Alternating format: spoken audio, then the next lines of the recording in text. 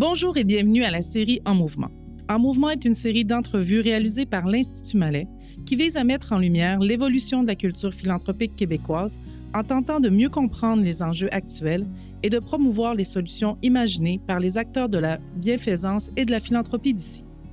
Nous y recevrons différents invités, tous agissent pour la ou les causes de leur cœur.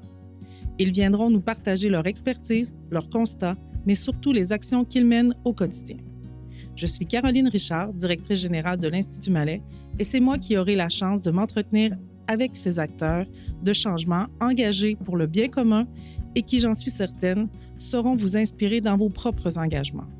Je vous souhaite une bonne écoute et de nombreux apprentissages.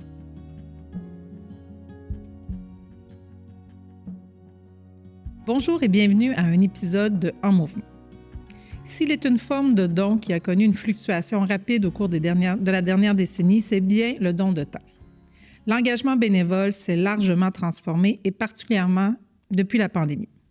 Nous faisons aujourd'hui un portrait des bénévoles et du bénévolat en 2024 avec Marilyn Fournier, directrice générale du Réseau d'action bénévole du Québec. Bonjour Marilyn. Bonjour. Marilyn, je t'inviterai à te présenter puis à présenter aussi l'organisation que tu représentes. Oui. Alors, je suis Marilyn Fournier, je suis directrice générale du Réseau de l'action bénévole du Québec depuis juin 2017. J'ai fait une petite aparté d'un an en 2023 pour aller diriger une municipalité. Donc, j'ai été directrice générale de la ville de Santerre. Et avant d'arriver au Réseau d'action bénévole du Québec en 2017, j'ai été à la Croix-Rouge pendant 25 ans. Donc, j'ai été, pendant 22 ans, en fait, là, j'ai été 15 ans comme employée à la Croix-Rouge et j'ai commencé en étant bénévole. Donc, j'ai fait 7 ans de bénévolat avant de devenir employé. Et à la Croix-Rouge, avant de quitter pour le Réseau d'action bénévole du Québec, j'étais directrice du service des ressources bénévoles de la Croix-Rouge Québec. Donc, c'était un service des ressources humaines qu'on avait mis sur pied à l'intention des superviseurs de bénévoles. Donc, le Réseau d'action bénévole du Québec, c'est un regroupement d'organismes. Alors, on a 36 regroupements membres actuellement qui regroupent plus de 7000 organismes locaux et régionaux et 1,6 million de bénévoles. Donc, la mission du Réseau d'action bénévole du Québec, c'est de travailler au développement de l'action bénévole, donc soutenir le développement de l'action bénévole, mais également travailler à la reconnaissance et à la valorisation de l'action bénévole. Donc, dans ce cadre-là, nous sommes l'interlocuteur privilégié du gouvernement du Québec en matière d'action bénévole. On l'entend, on le lit. Beaucoup d'organisations le vivent au quotidien. Les bénévoles ont changé et ils semblent manquer à l'appel. Leur profil, leur engagement, leurs attentes ont évolué. Le confinement de 2020 semble avoir accéléré ce changement. Nos sondages annuels sur l'impact de la COVID sur l'ensemble des dons ont d'ailleurs montré que la seule forme de don qui a régressé depuis la pandémie, c'est le bénévolat, le don de temps. Éloignés de leur organisme dans le cadre du confinement en 2020, les bénévoles semblent avoir du mal à retourner vers les organisations pour donner de leur temps. Alors, qu'en est-il du bénévolat en 2024? Qui sont les bénévoles d'aujourd'hui? Quelles sont leurs formes d'engagement, leurs profils, leurs attentes? Comment les attirer, les mobiliser et comment surtout les garder? Nous ferons donc un tour d'horizon du don de temps avec Marilyn. Comme je le disais en introduction, on entend souvent que les organisations manquent de bénévoles. Alors, pouvez-vous nous faire un point sur la situation des bénévoles? Quelles sont les principales tendances? Quels sont les points saillants au niveau du bénévolat en 2024? Bien, certainement. En fait, le fait que les organisations cherchent à renouveler leur banque de bénévoles ou manque de bénévoles, c'est pas quelque chose qui est nouveau. Moi, je suis dans le domaine du bénévolat depuis plus de 25 ans et c'est quelque chose qu'on entendait déjà il y a 25 ans qu'on manquait de bénévoles. Donc, il faut vraiment revoir, en fait, dans un premier temps, les organisations doivent aussi revoir leurs besoins en termes de bénévolat. Donc, qu'est-ce qu'ils ont besoin au niveau du nombre de bénévoles, mais aussi du profil des bénévoles. En fait, les gens, quand ils s'impliquent bénévolement, ils veulent sentir qu'ils sont utiles, mais ils veulent sentir qu'ils font partie aussi de l'équipe. Alors, si on va recruter des bénévoles en cherchant des exécutants ou en cherchant des bras, comme on pourrait dire, ça va être plus difficile de trouver des bénévoles à long terme. Par contre, pour des tâches très précises ou des événements très précis, avec des capsules de temps bien définies, quand les gens savent quand est-ce qu'ils vont commencer leur bénévolat, à quel moment ils vont le finir, quelles sont les tâches qu'ils vont faire, dans quel contexte ça s'imbrique. C'est beaucoup plus facile d'aller recruter des bénévoles comme ça. Donc, si je suis une organisation et que je fais une annonce dans le journal local en disant « je cherche des bénévoles », il y a peu de chances que je recrute des bénévoles. Par contre, si je suis la même association et que je vais rencontrer quelqu'un en lui disant « Hey, toi, Roger, veux-tu venir bénévoler dans mon organisation de 3 heures à 6 heures vendredi prochain pour préparer notre prochain brunch annuel qui va nous permettre d'aller chercher de l'argent pour aider nos jeunes à faire des activités? » Ben, il y a peu de chances que Roger vous dise non s'il n'y a rien de prévu de 3 heures à 6 heures. Donc, j'ai changé mon discours. Donc, au lieu de dire « venez faire du bénévolat », j'ai vraiment ciblé mon besoin au niveau du temps que j'ai de besoin, mais aussi des tâches que la personne a à faire et qu'est-ce que ça va donner finalement d'avoir fait ces tâches-là. Donc, vous savez, par exemple, une organisation qui est quand même connue, qui revient assez régulièrement, c'est les Jeux du Québec. Les Jeux du Québec, c'est des dizaines de milliers de bénévoles qui sont recrutés pour cet événement-là. Donc, ça dure 1 semaine, ça dure 2 semaines. Les gens savent qu'est-ce qu'ils ont à faire comme tâche, leur horaire est défini et ensuite de ça, c'est terminé. Mais c'est des milliers de bénévoles qu'on va recruter comme ça pour cet événement-là. En contrepartie, on a des organisations qui ont besoin de bénévoles à long terme et d'implications récurrentes. Et ça, on le comprend. Si vous êtes responsable, par exemple, d'une popote roulante, bien, vous ne pouvez pas dire à votre clientèle qui reçoit les repas, bien, malheureusement, vendredi, je n'ai pas de bénévoles, il n'y aura pas de livraison. Donc, ces organismes-là, eux, ils doivent avoir des bénévoles à long terme. Et là, c'est dans le message de recrutement qu'on doit modifier notre approche. Parce que les bénévoles, aujourd'hui, on en a de tous les âges. Hein. On a souvent l'impression que c'est beaucoup les personnes âgées qui font du bénévolat. Dans la pandémie, hein, on l'a vu, là, quand les 60 ans et plus n'ont pas pu sortir, on a dit hey, on manque de bénévoles. Mais on avait beaucoup de plus jeunes bénévoles aussi qui pouvaient venir prendre la relève à ce moment-là. Donc, le bénévolat, on le constate, c'est vraiment... L'implication bénévole va suivre nos étapes de vie, de différentes étapes de nos vies, et va aller aussi en fonction de qu'est-ce qui nous intéresse là maintenant. Donc, je vais vous donner mon exemple personnel. Moi, j'ai 2 enfants de 8 ans. Donc, c'est sûr qu'actuellement, mon bénévolat, je le fais au niveau des clubs sportifs de mes enfants, au niveau du conseil d'établissement. Éventuellement, mes enfants vont grandir. Probablement que mon fils va vouloir faire des cadets, je le vois venir. Je vais probablement m'impliquer à ce moment-là au niveau du sport pour ma fille, au niveau des cadets pour mon fils. Puis quand les enfants vont avoir quitté la maison, bien, comme plusieurs, je vais me demander, moi comme personne, qu'est-ce qui m'intéresse? Et c'est là que mon bénévolat va aller. Donc, l'implication bénévole va souvent suivre aussi les phases de vie où est-ce qu'on est rendu. Vous parliez de l'engagement un peu plus ponctuel. Oui. L'exemple de Roger que vous avez donné. Oui. Je veux répondre à un besoin X, je suis disponible 3 heures cette semaine, je peux le faire. Est-ce que ça, c'est une forme de bénévolat qu'on voit une grande différence, que les gens souhaitent peut-être s'engager moins à long terme, plus Oui. selon un événement ou un moment? Oui, ça, on l'a vu depuis les dernières années. Le bénévolat, c'est beaucoup maintenant par capsule de temps. Donc, j'ai un 3 heures à donner un mercredi après-midi et c'est ce 3 heures-là que j'ai à donner. Alors, il faut vraiment que les organisations s'arriment avec cette nouvelle réalité-là. Et elle n'est pas nouvelle depuis la pandémie. On l'a vu arriver au début des années 2000, on a vu ce changement-là arriver. Actuellement, en 2018, la dernière fois qu'on a fait un sondage là, sur le bénévolat au Québec, la moyenne d'heure est un peu moins de 12 heures par mois. Donc, mon 3 heures par semaine de Roger n'était pas si irréaliste que ça. C'est sûr que c'est une moyenne. Donc, on en a qui en font beaucoup plus. On a des gens qui en font moins que 3 heures par semaine, mais c'est la moyenne, environ 12 heures par mois. Est-ce que le vieillissement de la population a un impact sur la question du bénévolat? Parce que tantôt, vous disiez les bénévoles ont tout âge, mais le vieillissement de la population, est-ce que ça fait en sorte qu'on a moins de personnes qui sont capables de donner de temps? Ou Je dirais que c'est pas le vieillissement de la population, c'est le vieillissement en santé de la population qui peut venir changer par rapport à ce qu'on voyait avant. Les gens, maintenant, ils vieillissent, ils vivent plus vieux en santé, ils sont super occupés. Donc, on le dit souvent, il n'y a pas plus occupé que quelqu'un à la retraite, là, et c'est vrai aussi dans le bénévolat.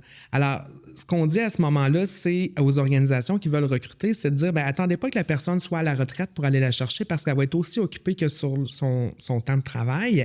Et ça, c'est un peu comme les voyages. Hein. Quelqu'un qui dit, moi, je vais voyager à ma retraite, mais qui ne voyage jamais, il ne voyagera pas plus à sa retraite.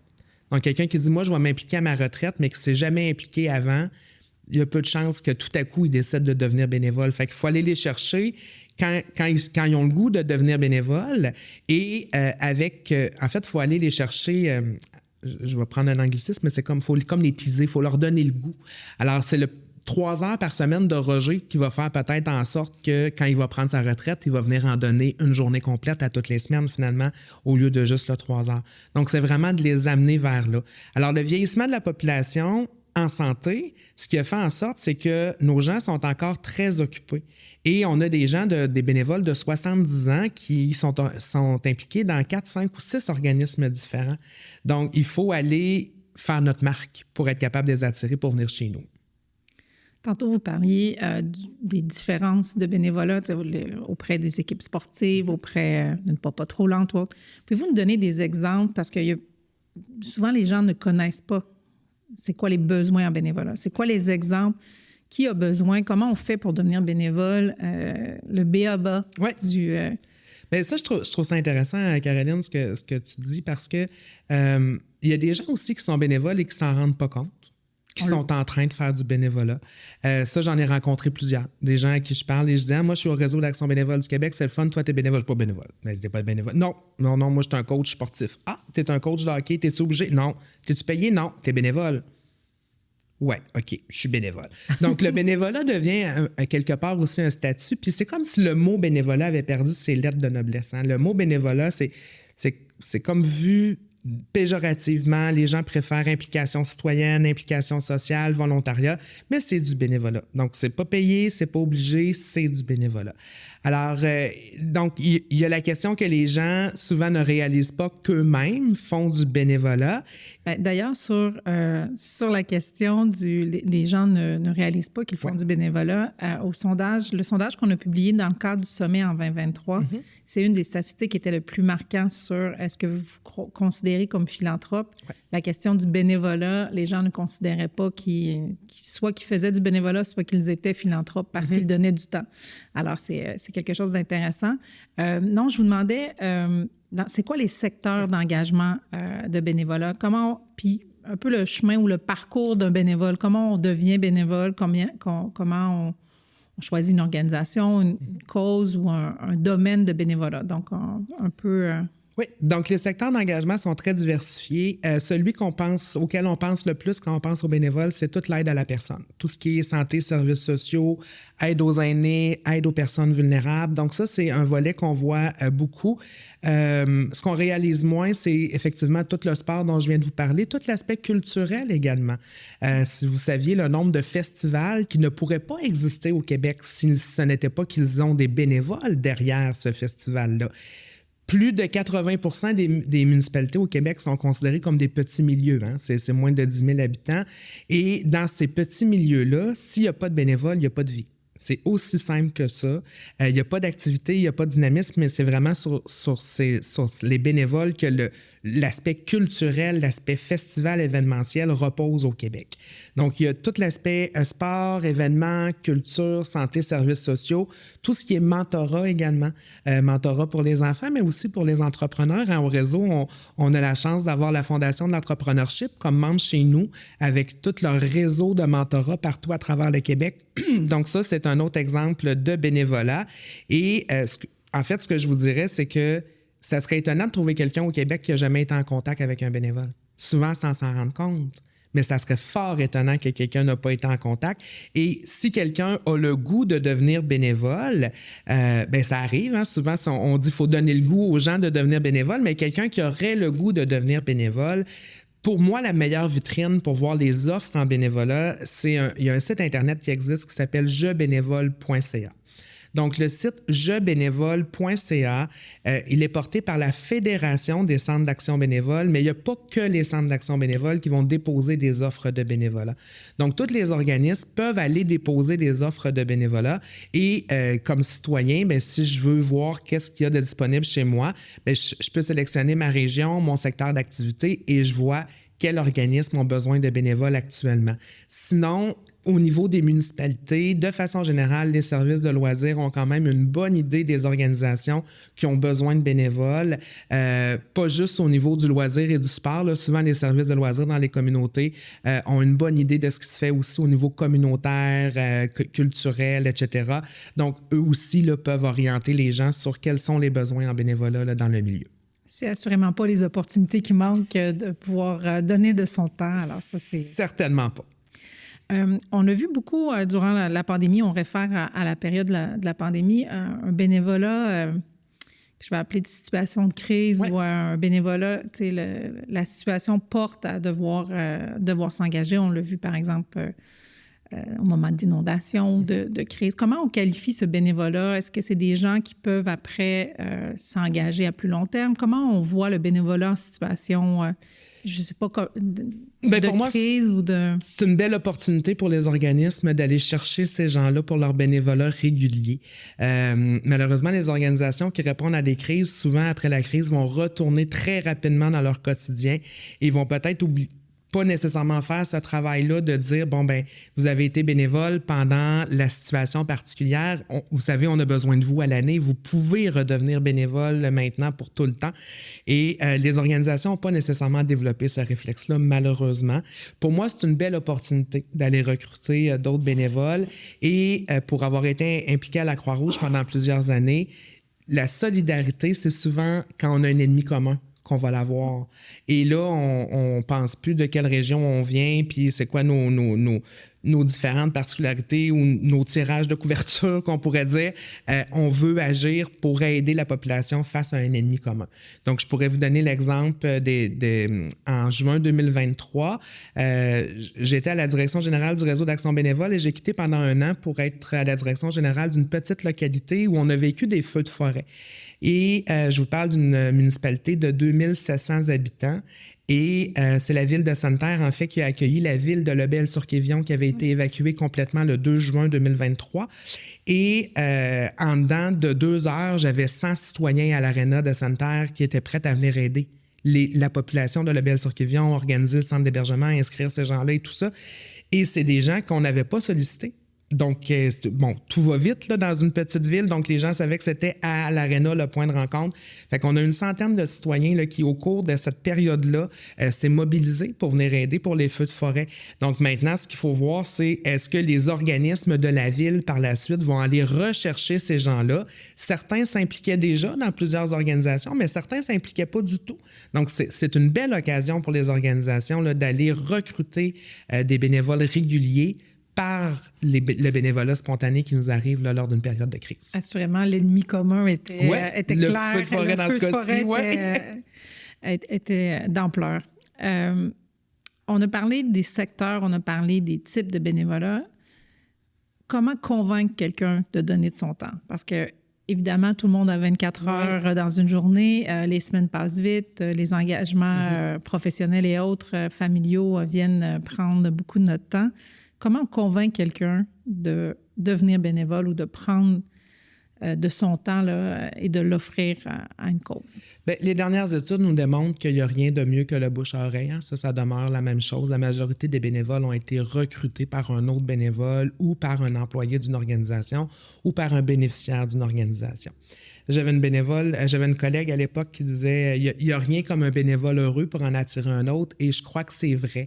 C'est sûr que si le bénévole termine son corps de travail de bénévolat, s'en va dans sa famille avec des amis et dit à quel point ça a été long et plate et fastidieux son corps de travail, ça l'encouragera pas personne à devenir bénévole. Mais si le bénévole sort de son corps de travail et qu'il est heureux de ce qu'il a fait, qu'il a des étoiles dans les yeux, qu'il a le goût de partager ce qu'il a fait dans son bénévolat, bien, il y a de fortes chances qu'il puisse convaincre quelqu'un de l'accompagner la prochaine fois. Mais dans la mesure où c'est clair, dans la mesure où on ne lui dit pas accompagnement pour devenir bénévole, non, je peux pas, j'ai pas le temps.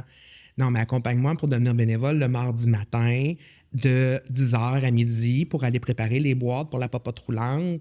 Ah, ben là, ça me parle plus. Donc, un bénévole heureux, donc parler positivement de notre expérience de bénévolat, mais aussi être clair dans nos besoins. Donc ça, c'est ce qui va faire en sorte qu'on va être capable d'attirer des bénévoles et de le convaincre de venir chez nous. Puis c'est l'expérience bénévole, en fait, qui va faire en sorte que la personne va revenir.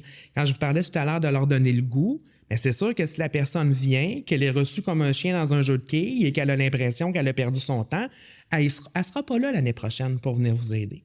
Et ça, on l'a vu dans la pandémie aussi, là, les bénévoles qui sont le plus revenus, c'est ceux qui ont eu des contacts avec leur organisation pendant l'arrêt des activités. Donc, les organisations qui ont pris la peine de contacter leurs bénévoles pour voir comment ça va, êtes-vous correct, on pense à vous, allez-vous revenir, bien, eux, ils ont été capables de récupérer une bonne partie de leurs bénévoles qui avaient dû arrêter pendant la pandémie. Ceux qui n'ont pas eu de nouvelles du tout pendant la pandémie, ce qu'on leur a donné comme message, c'est effectivement que vous étiez des bras. Vous étiez des bras, vous étiez là pour faire une tâche, la tâche n'a plus besoin d'être faite, donc vous n'existez plus. Mais eux, ils ne sont pas revenus, c'est sûr qu'ils ne sont pas revenus. Donc, il y a une tâche aussi des organisations auprès des bénévoles d'entretenir le lien, d'entretenir les relations, parce qu'il reste que faire du bénévolat, c'est de l'humain pour l'humain, donc il faut qu'il se fasse à différents niveaux. Puis la cette relation-là doit se faire... Oui, et la première raison pour laquelle les gens deviennent bénévoles, les motivations des bénévoles se sont inversées depuis les 25 dernières années. Donc, il y a 25 ans, quelqu'un devenait bénévole pour aider, pour redonner, pour aider, pour être utile. Maintenant, les gens deviennent bénévoles pour avoir du plaisir. Donc, la première raison qui ressort fortement quand on demande aux gens pourquoi vous êtes devenu bénévole, c'était pour avoir du plaisir. La deuxième raison, c'est pour me créer un réseau. Donc, socialiser et me créer un réseau côte à côte avec une cause qui me tient à cœur dans ma collectivité. Mais la première raison, c'est vraiment avoir du plaisir. Donc, le message de recrutement, c'est comme ça qu'il faut le présenter. Venez avoir du plaisir avec nous. Vous savez, moi, dans ma jeunesse, j'étais bénévole et je faisais des barrages routiers. On faisait des collectes de fonds, on faisait des barrages routiers et c'était le fun. C'était le fun de faire un barrage routier parce qu'on se lançait des challenges. C'est qui allait avoir le premier 20 $, c'est qui allait remplir sa chaudière en premier. Donc, quand on sollicitait les bénévoles pour venir faire le barrage routier, on le présentait comme ça. Alors, viens 2 heures de temps sur le coin de la rue, on va voir c'est qui va ramasser le plus d'argent et on se challengeait comme ça. Mais c'est sûr que si j'avais demandé à mes gens, peux-tu venir m'aider à quêter? On fait ben non, il n'y a personne qui va venir dans ce temps-là. Fait qu'il faut être positif aussi dans la façon dont on présente notre bénévolat et ben, comment on fait aussi pour garder les bénévoles une fois qu'ils sont là, parce qu'une fois qu'ils arrivent, ben, il faut les garder. Puis la première chose, c'est qu'il faut les occuper. Donc, et là, je reviens à ce que je disais au départ, il faut que les organisations aussi sachent qu'est-ce qu'ils ont besoin comme bénévoles et comme bénévolat. Alors, si je recrute 25 bénévoles, mais qu'au final, j'en avais besoin de 15 pour faire le travail, bien, j'en ai 10 qui s'ennuient, là. Et j'en ai 10 qui s'ennuient puis qui ne reviendront pas parce qu'ils n'ont pas de temps à perdre, les gens. Donc, vraiment, savoir aussi les occuper et les considérer comme des partenaires. Donc, le bénévole qui va s'impliquer et qui va revenir s'impliquer, c'est parce qu'il sent qu'il fait partie de l'équipe et qu'il n'est pas une classe à part. Donc, la motivation du salarié puis du bénévole n'est pas la même, c'est sûr. Mais si le bénévole a l'impression qu'il est juste un numéro, il ne reviendra pas. Puis c'est ce qu'on a vu pendant la pandémie. Donc, les bénévoles qui ont vu que finalement, il n'existait plus une fois qu'ils ne pouvaient plus aller faire leur tâche, bien, ils ne sont pas revenus. Donc, de bonne communication, du plaisir, une bonne évaluation des besoins de bénévoles. Ça fait partie des défis que les organisations ont. Dans les prochaines années, comment vous voyez le bénévolat? Puis quels sont les défis, justement, des organisations qui ont besoin des bénévoles? Je vous dirais que les organisations qui vont connaître les plus grands défis, c'est ceux qui ont besoin de bénévoles stables. Donc, ceux qui, on donnait tantôt l'exemple des popotes roulantes, par exemple. Donc, eux, c'est sûr qu'ils ont besoin d'avoir des bénévoles à tous les jours dans leur horaire, etc. Donc, l'approche devra vraiment être revue à ce niveau-là pour aller attirer les bénévoles et avoir le bon discours pour les recruter, mais aussi avoir la bonne façon de travailler avec eux. Si j'ai besoin de bénévoles 2 fois par année parce que je fais un gros événement, si j'en ai 3 qui démissionnent en cours de route, ça ne sera pas si grave que ça. Mais si j'en ai 3 qui démissionnent en cours de route alors que j'ai besoin d'eux à tous les jours, là, je vais avoir un problème. Donc, les organisations doivent vraiment adapter leur discours de recrutement dans un premier temps, mais aussi, comme je vous disais tout à l'heure, de la façon dont ils travaillent avec les bénévoles. Dans ma courte carrière de bénévolat, on a pu remarquer que les organisations dans les organisations, on a 3 types de bénévoles. Et c'est nous qui donnons ce titre-là aux bénévoles. C'est de la façon dont on interagit avec eux. On a le bénévole outil, on a le bénévole roi, et entre les deux, on a le bénévole partenaire. Donc, le bénévole outil, c'est le bénévole que je vais utiliser comme un outil. Moi, quand je tape des clous chez nous, là, je ne jase pas après mon marteau après. Hein. Quand j'ai fini avec mon marteau, je le mets sur la tablette. Le bénévole roi, c'est le bénévole de qui on va tout accepter parce qu'il est bénévole. Donc, le bénévole peut nuire à mon organisation, il peut avoir un discours très négatif, et il peut m'empêcher de recruter des nouveaux bénévoles. C'est pas grave, il est bénévole, lui, on peut pas. Et le bénévole partenaire, c'est celui où on se rend plus compte à un moment donné qui est bénévole puis qui est rémunéré dans l'organisation, et on travaille ensemble pour arriver à atteindre la mission. Mais quand je vous dis qu'on s'en rend plus compte, c'est que ni l'employé ni le bénévole fait sentir à l'autre qu'il n'y a pas le même statut. Donc, on est vraiment dans un bénévole de partenariat, dans un bénévolat de partenariat, et c'est ça que les organisations doivent aller chercher. Comment devenir partenaire avec leurs bénévoles. Puis comment une organisation fait pour réussir à créer ce partenariat-là entre les employés et les bénévoles? Il faut les écouter, il faut prendre leurs suggestions. Il faut écouter leurs suggestions quand même en leur disant que ce sont des suggestions et que la décision ne sera peut-être pas ce que le bénévole aura suggéré, mais au moins l'écoute est là. Les impliquer dans les processus également.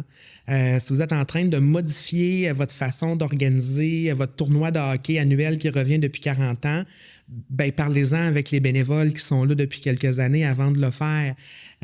Souvent, moi, ce que je disais, c'est pour travailler avec les bénévoles, dans mon expérience de gestionnaire de bénévoles, ce que j'ai compris assez rapidement, c'est que je voulais les amener là où je le souhaitais, mais sans leur dire que c'est là que je les amenais. Fait que les bénévoles ont toujours eu l'impression que c'était eux qui avaient eu l'idée puis qui m'amenaient là où je voulais aller. Mais dans le fond, moi, je le savais depuis le départ où est-ce que je voulais aller. C'est long. Des fois, il y a des rencontres qui ont pu prendre 2h30 au lieu de prendre 15 minutes. Ça aurait été très, très facile là, dans ces rencontres-là de dire « OK, gang, voici, c'est ça notre plan d'action et c'est là qu'on s'en va. » Mais je laissais cheminer les gens, je jasais avec eux, je prenais leur discussion, je réadaptais aussi mon plan en cours de route. Puis finalement, à la fin de la rencontre, j'avais exactement ce que je pensais que j'aurais, mais c'est pas moi qui leur avais dicté, ça venait d'eux. Donc, les écouter, les prendre en considération, les impliquer aussi dans les processus et considérer aussi les attentes qu'ils ont en fonction des différentes générations de bénévoles.